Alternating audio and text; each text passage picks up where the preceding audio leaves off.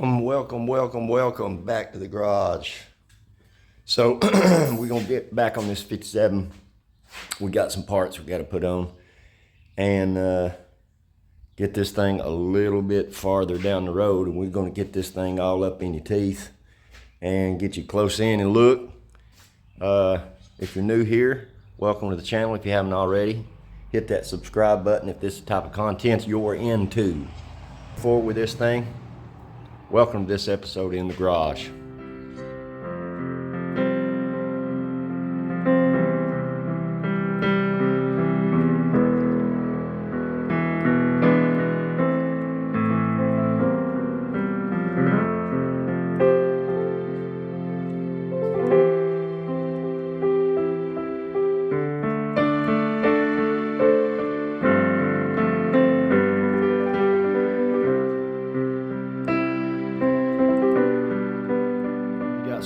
Parts over there that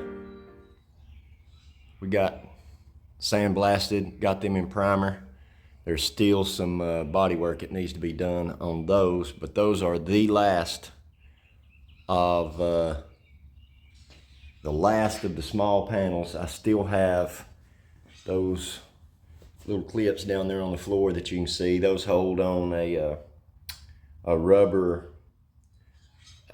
what do you call it? A rubber flap that goes up over the top of the A-arms to keep water and stuff from getting in, and they bolt to this right here on the inner fenders. But I'll get them cleaned up here before long, and in no big hurry for that. Did get the U-joint housing and all that put back in. Put a new seal in right here. Guys, super freaking easy. You didn't miss anything. Just knock your seal on and tap your housing on and drive your nut on, and that is it. All I did was put a little silicone around the seal itself. You can't see the seal because it has a housing that shields it, but silicone around the seal, cleaned up the housing real good so the silicone stick. Stuck that down in there, lubed up the O-ring a little bit, or the rubber seal a little bit, and put our housing on. So that's done. Today, right now, what we finna be doing is we got to put upper and lower ball joints on. So I'll get you set up and we'll get into that. What do you say? Come on. All right, got our parts ready. Now, if you've noticed, these bolts are not going to fit in these holes, and that is because your upper ball joint is actually hot riveted in from the factory, which means they install these upper ball joints with a cherry red hot rivet, and then they use a machine to hammer those things in, so you have to actually cut them off to replace your ball joints. Of course, your new ball joints come with all the hardware that you need to reinstall it. But I got to noticing something that was a little odd, I thought anyway. Y'all might be very familiar with it and just think I'm an idiot, but I don't know if you can see, but if you'll notice, it has a number on top of it. Now usually that's indicative of a metric bolt. 10.9 actually is equivalent to a grade 8 bolt, which if you'll look right here, you can see lines on top of a standard bolt. 1, 2, 3, 4, 5, 6 lines. And if you want to know what grade bolt it is, no matter what lines you have on top, if you'll just add 2 lines to that, that'll tell you the grade. So this has 6 of those lines on top, so that's a grade 8 bolt. If it had 3, then you would add 2, it'd be a grade 5 bolt. But anyway, I thought it was odd because when I first saw that, I thought, well, they gave me metric bolts for whatever reason, but they didn't. This is a 5/16 24 thread bolt. So, I don't know, maybe it has to do with the country of origin they were made in, maybe, not for sure. But anyway, I thought I would just point that out. So we've got to drill these bolt holes out, and what I've done is I've just took a quick measurement of the bolt and that gives us, what, 308 thousandths. So I don't want a lot of play. So I got a drill bit that's going to give me about 6 inches or so of clearance. And that should be plenty. So let's get these things drilled out and we'll put our upper ball joint in.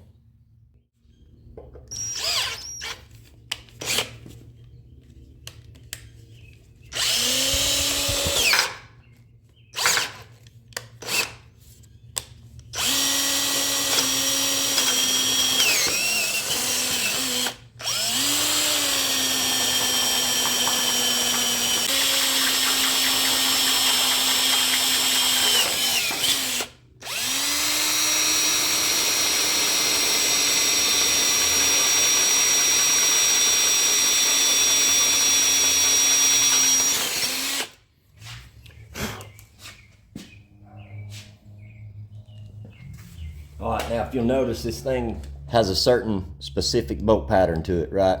You have two that's close together, two that's close together.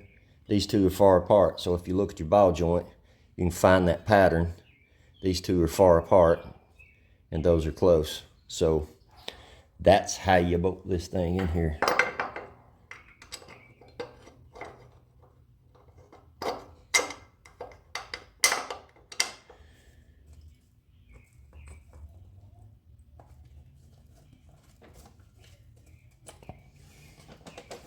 See if I can hold this washer.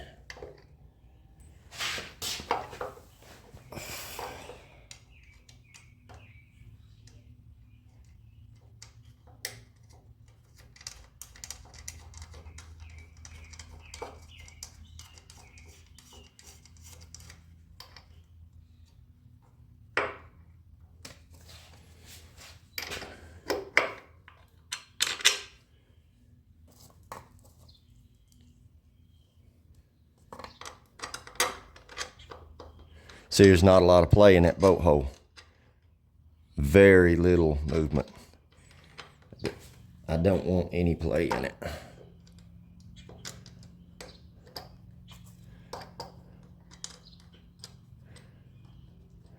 Your ball joint, pretty important little piece of equipment, and I would just soon not have any play in it.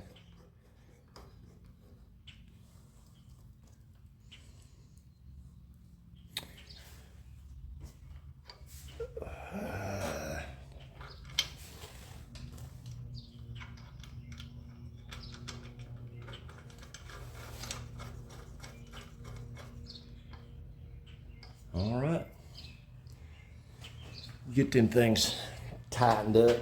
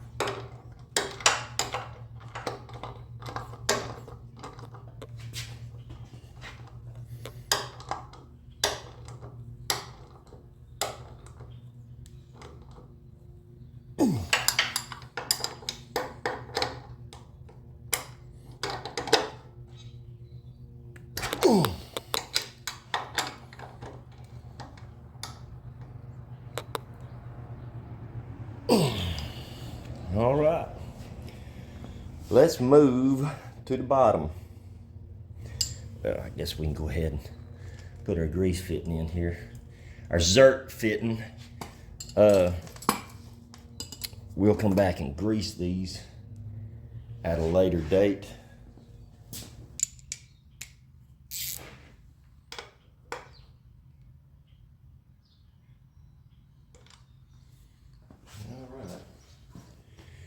All right, let's get to our bottom ball joint. If you'll notice also on this one, you've got a bolt pattern difference. You got two bolt holes that are close together, two that are far apart. You also have your side bolts that line up on the front and back. So on this one, I believe what I'm gonna do is I think I'm going to run the bolts up from the bottom and put the nuts on top. And the only reason I'm doing that is so that the bolts are not down here in the way when I put these side bolts in. Let me see how close that is to being lined up.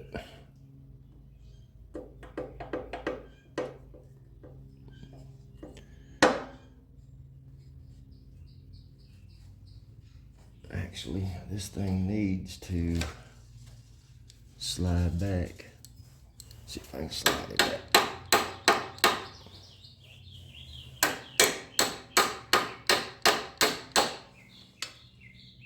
That more better right there. Now what I'll do is I'll use the nuts to pull the side up here where the bolt holes line up. I'll go ahead and get those bolts in, and then we'll tighten the nuts, and then we'll tighten the side.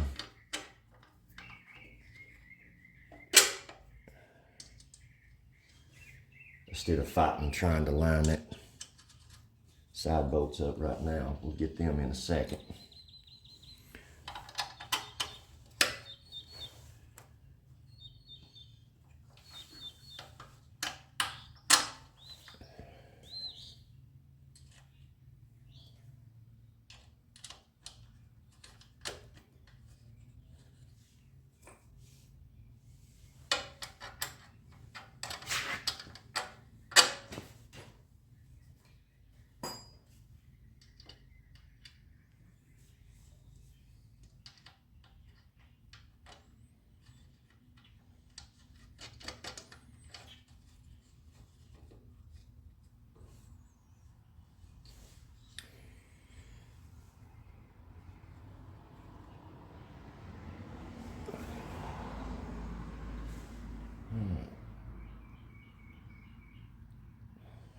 Let's see.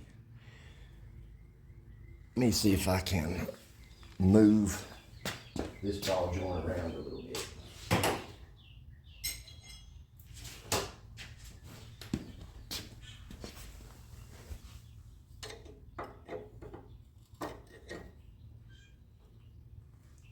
Better help me line up. Let's try.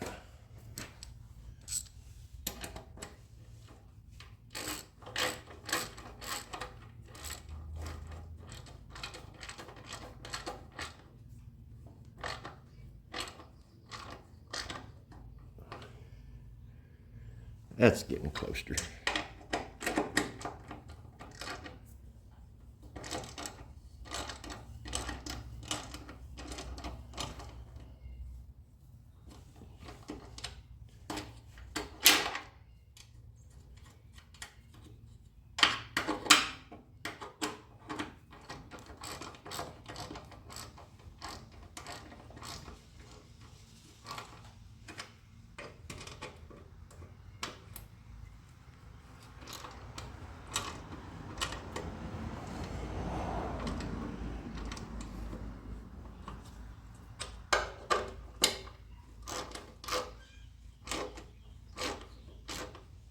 All right. That's pulling us in where we need to be. Now, if you notice, these bolts are shorter than your top bolts. So I'm thinking it's going to be easier.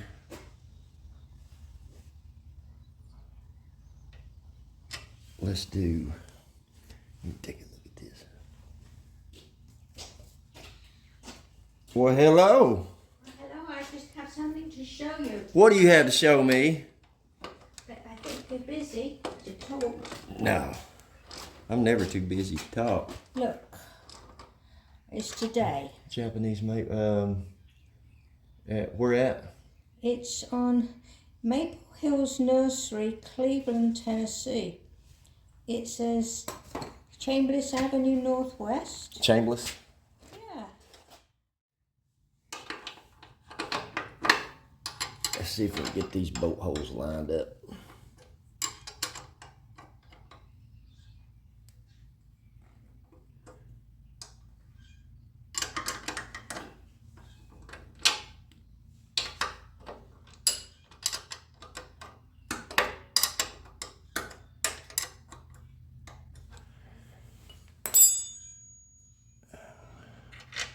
There we go. All right. This is going to take a second because you can't put the bolt all the way through. You won't have room to put the nut on.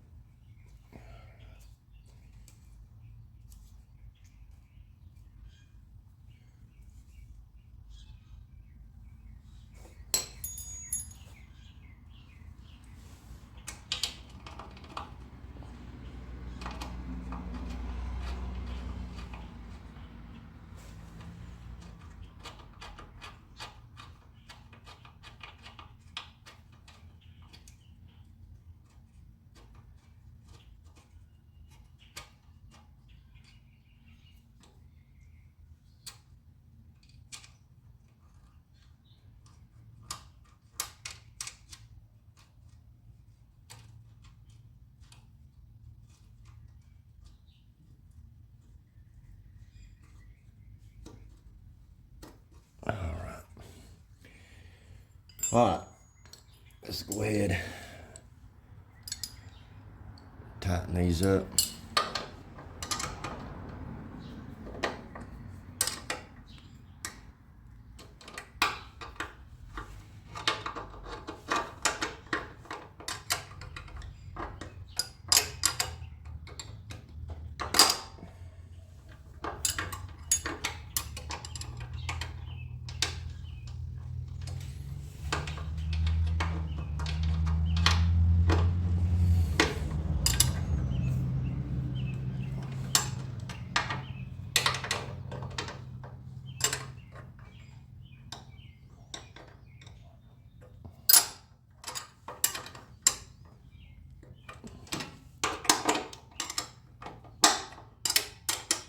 As far as this grease fitting goes, I know from experience that putting that straight in is going to be tough to get to and service because of the spindle and steering components and brackets for brakes and stuff. So I've got a 90-degree that we're going to put in here.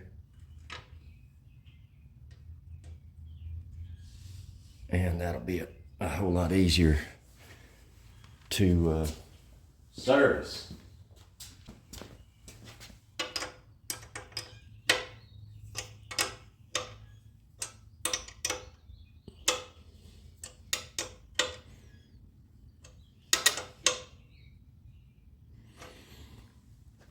All right, get the other side done and we'll call this finished.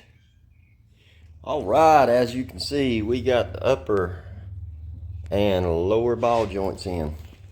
Now it is time to put the front end of this thing back together. We got some new parts and I'll be bringing them in here momentarily. Right now, what I'm going to talk about is compressing this coil spring so that I can put everything back together. So I do not have a coil spring compressor, nor am I going to go rent one because I'm lazy. So what I've done was I just took the lower ball joint or lower A-arm off and pretty much just set up that same compressor I was using, little shop-made spring compressor. And I've got the yaw thread going all the way through where the shock would go and then coming out the top with another plate. So what I'm gonna do off camera, I'm gonna go ahead and get this coil spring compressed and get my lower A-arm bolted back to the, I guess you call that K-member, I guess. But I'll bring you back when we get this thing ready to bolt back up. It's gonna take me quite a while to compress this spring. Brought up pretty close. I'm gonna see if I can get a bolt in there.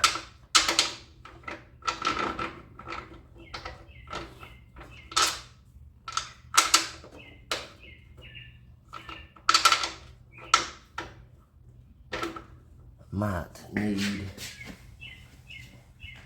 to bump that.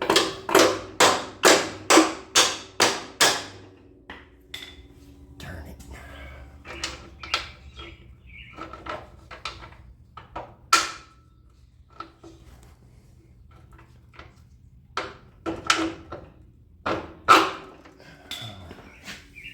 See if we can get a nut on there.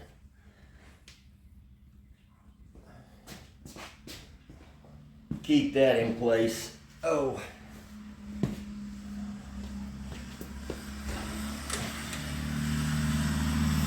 It's amazing. What is this even doing down here?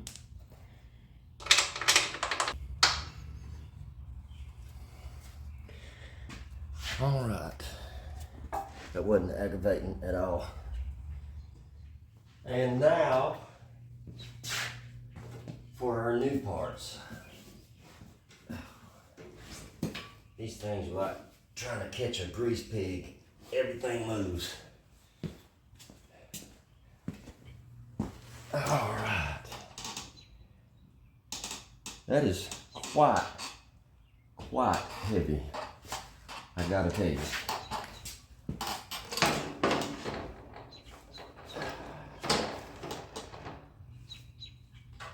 Go ahead and get a nut on all of this.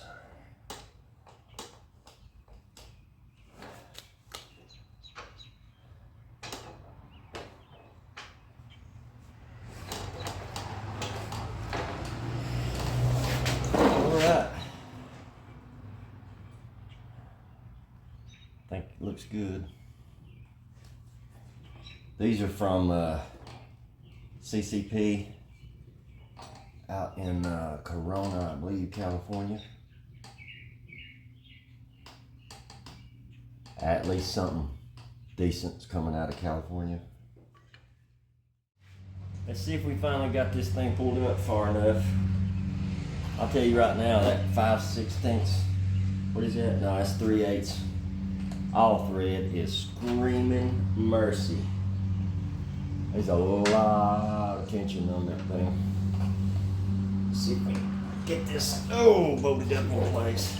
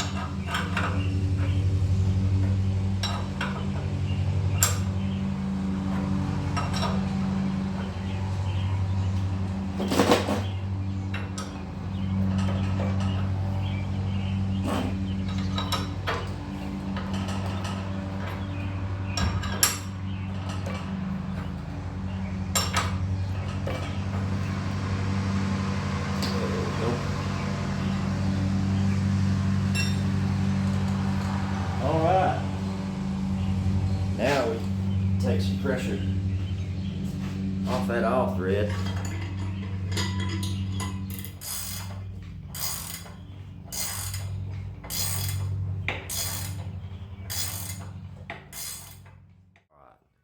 Let's step back and get a gander at this thing.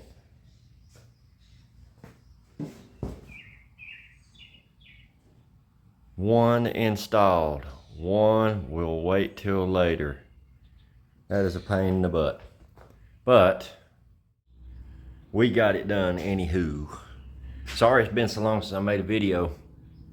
I would love to say I've been waiting on parts, and in a roundabout way, that's what I've been doing. More specifically waiting on money, because I'm poor. But one piece at a time, we'll get this thing done. We're still, I'll do the back separate. So axle's still hanging out back there waiting on their brakes. I'll get this drinker side of this thing done, and we'll call the front end brakes done.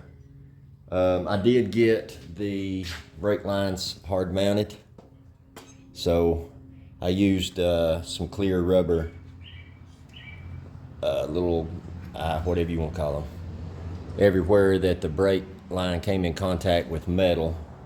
Went ahead and spaced those up so they're padded. That way ain't got no vibrations and rattles, and more importantly ain't got no holes in brake lines, because I mean that could ruin a good stopping event anyway. But like I said, sorry it's been so long since I made a video, but this stuff is, as y'all know, quite expensive. So one little piece at a time, and especially in this economy, it's tough to do pretty much anything. But if you haven't already, hit that subscribe button, hit the bell notification, that way you'll be notified next year when I make another video. And hit that like button, leave me a comment down there below. I love reading the comments. And till next time, y'all go do some work.